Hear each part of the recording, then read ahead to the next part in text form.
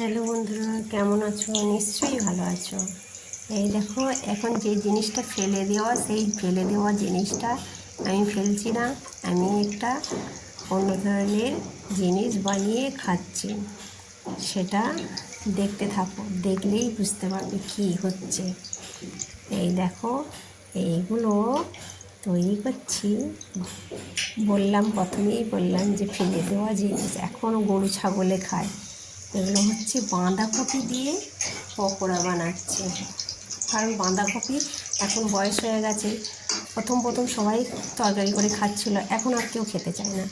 তাই সরু সরু করে কুচিয়ে নিয়ে আমি সেই কুচনো বাঁধাকপিটাকে বেসনে মাখিয়ে আর একটু আদা ঘষা দিয়েছি, একটু লঙ্কার গুঁড়ি আর বেসন দিয়ে ভালোভাবে তৈরি করে নিয়েছি। এই দেখতেই পাচ্ছেন যে কতটা সুন্দর হয়েছে, বেশ ভালো লাগছে আর খেতে দারুণ টেস্টি হয়েছে। আর কে কে এগুলো পছন্দ করেন সেইগুলো বলে দিন ফোনেতে।